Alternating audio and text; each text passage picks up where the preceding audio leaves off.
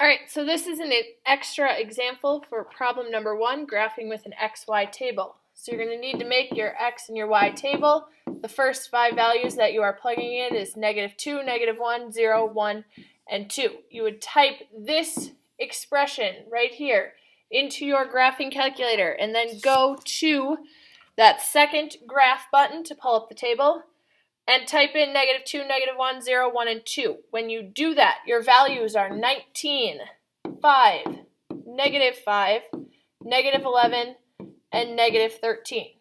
So I'm going to go ahead and count by 2s when I start graphing. So I've got -2, 19, -1, 5, 0, -5, 1, -11,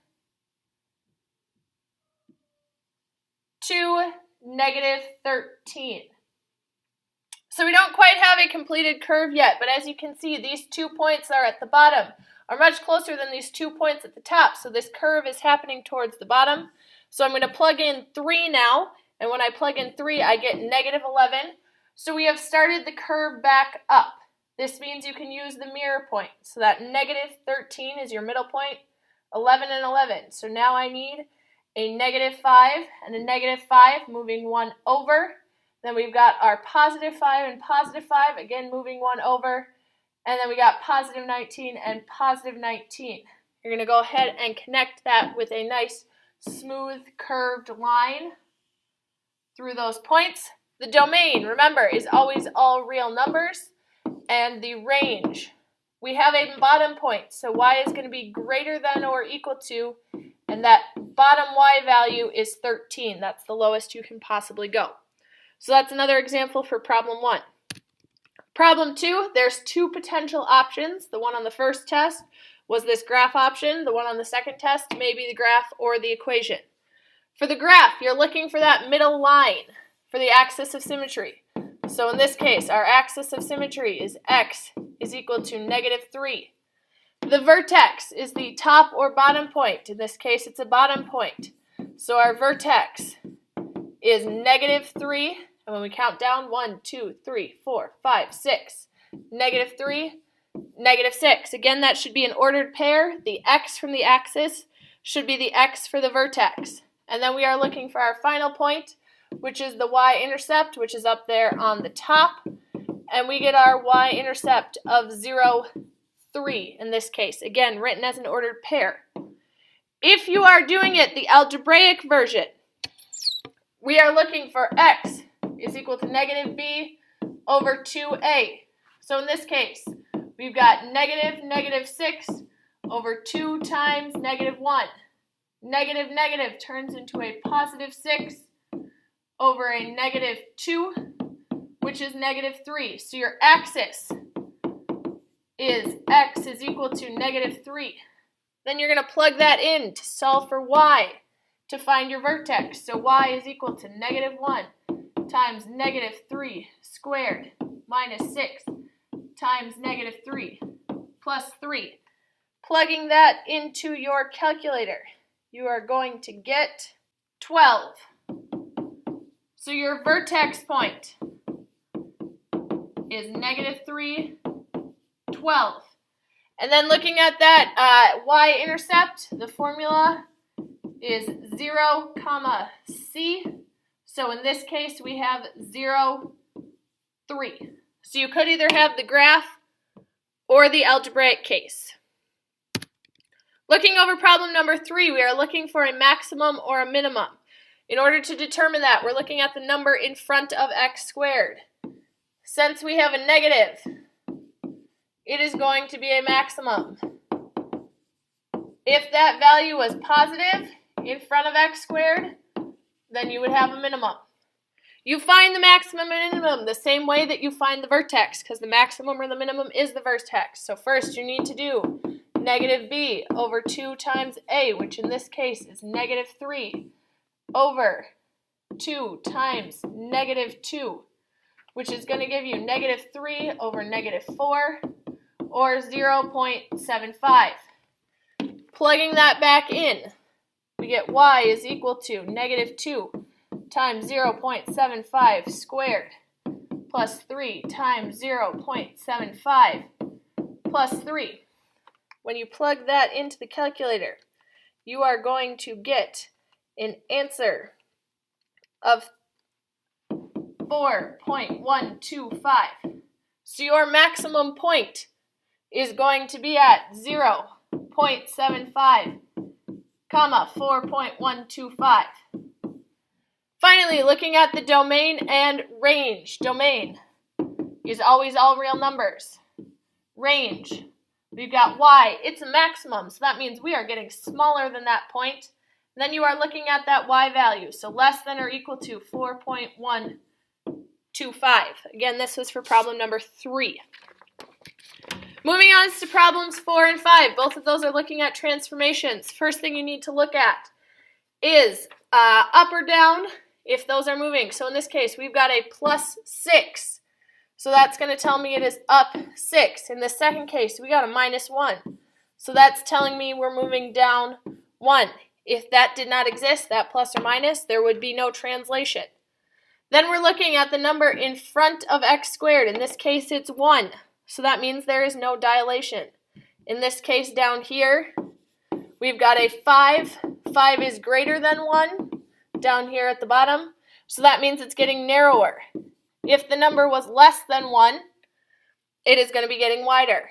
Last thing we look at, there's a negative, which means it is a reflection. In the bottom, 5 is positive, so that means there is no reflection. So the 3 things to check are addition and subtraction for the up or down, number in front of x squared for wider and narrower, and then a negative in front of x squared for reflection or not. So that was for problems 4 and 5. Problem number 6. First thing we need to do is graph this function in order to solve it. So we're going to start out by using our graphing by characteristics. So x is equal to negative b over 2a. In this case, that gives us negative 4 over 2 times 1, which gives us an answer of negative 2. Plugging that back in to solve for y, I get negative 2 squared plus 4 times negative 2 minus 12. Negative 2 squared is 4, plus 4 times negative 2 is negative 8. So I got 4 minus 8, which is negative 4. Minus 12 gives me that negative 16.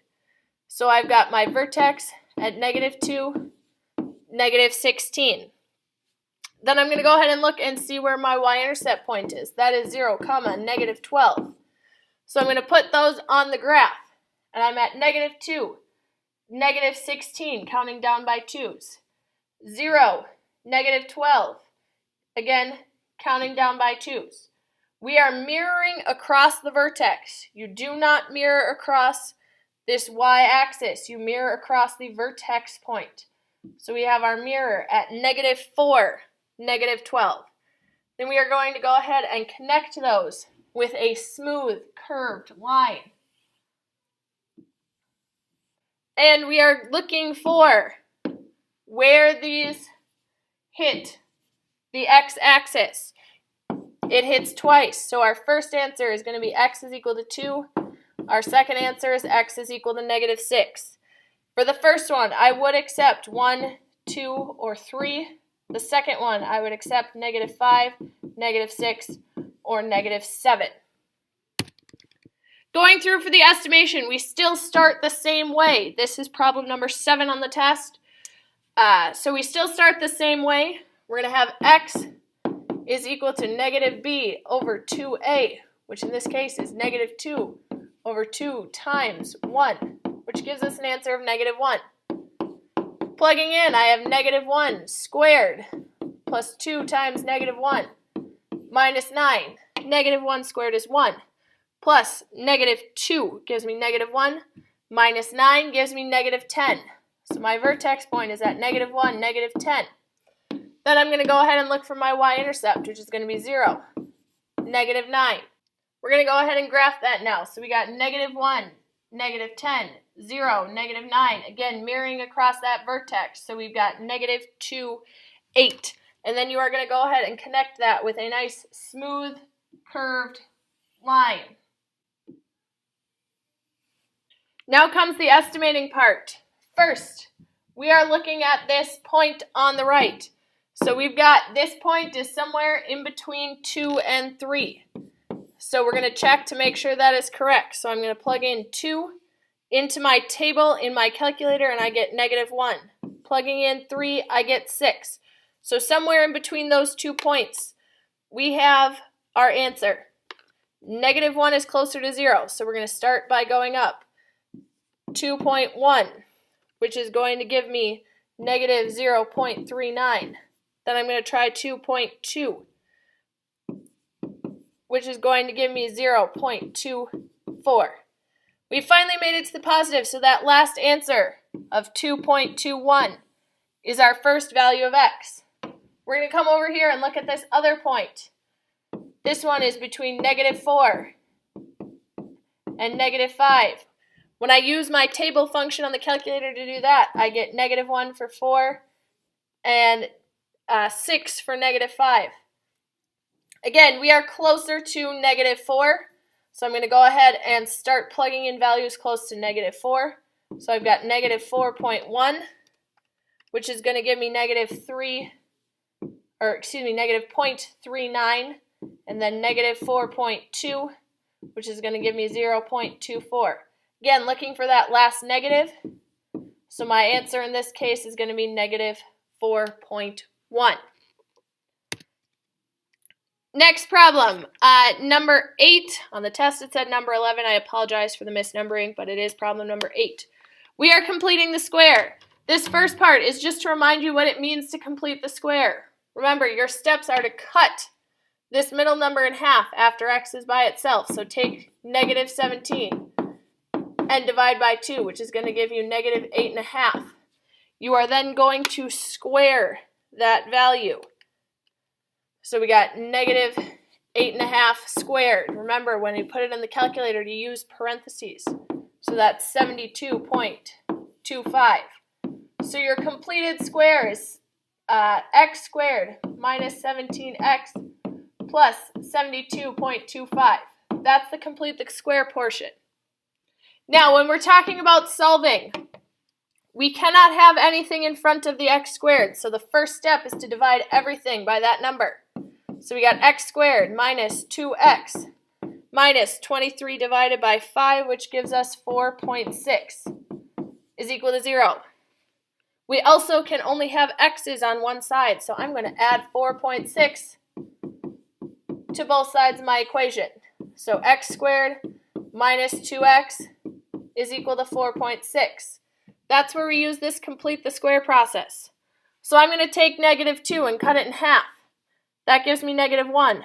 I'm going to square that, which gives me an answer of 1. I need to add that to both sides of my equation. So now I am at x squared minus 2x plus 1 is equal to 4.6 plus 1.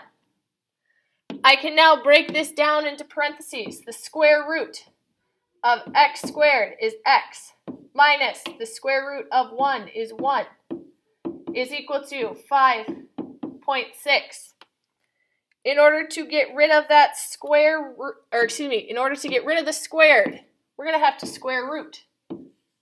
So I get x minus 1 is equal to the square root of 5.6, which is 2.37. We also have our second case, which is -2.37. We solve both of these problems by adding 1 to both sides of the equation. For my first answer, I'm going to get 3.37. For the second answer, I'm going to get -1.37. So that is how we get our two answers by completing the square. Next problem, number 9 or number 12 with the misnumbering is the discriminant. Your formula for this is b squared minus 4 times a times c. Positive answer is 2 solutions. 0 is 1 solution. Negative is no solutions. So, looking at this problem, I need to set it up so that I have a, b, and c all on the same side. 2.25x squared minus 3x. I'm going to add the 1 to both sides of the equation. So plus 1 is equal to 0. So then I've got A, B, and C. So I've got negative 3 squared minus 4 times 2.25 times 1. Negative 3 squared is 9. 4 times 2.25 is also 9. And then times 1 gives us the 9. So I've got 9 minus 9, which equals 0, which means there is one solution to this particular problem. So our discriminant was 0, and that gives us one solution. Problem number 10, or 13 on the misnumbered test. This is the last problem on the test. We are using the quadratic formula. Quadratic formula, the equation is negative b plus or minus the square root of b squared minus 4 times a times c all over 2 times a. Again, you need to have your equation in the right order. So we're going to move 7x and 6 over to the other side. So the equation we're working with is 10x squared plus 7x minus 6 is equal to 0. Labeling A, B, and C. A is 10, B is 7, C is negative 6. So we got negative 7 plus or minus the square root of 7 squared minus 4 times 10 times negative 6 all over 2 times 10. Doing some simplification, I can have negative 7 plus or minus 49 minus 4 times 10 is 40 times negative 6 is negative 240 over 2 times 10, which is 20. Double negative turns into a positive. So I've got 240 plus 49 gives me negative 7 plus or minus the square root of 289 over 20. Leading me to my two cases of negative 7 plus the square root of 289 divided by 20 and negative 7 minus the square root of 289 divided by 20. When I solve for the first one, I end up with an answer of 0.5. When I solve for the second one, I end up with an answer of negative 1.2. So 0.5 and negative 1.2. Again, you have all of tomorrow and Wednesday in class, and Thursday if you need part of it to work on this study guide. And if you have more questions about any of these problems, please let me know.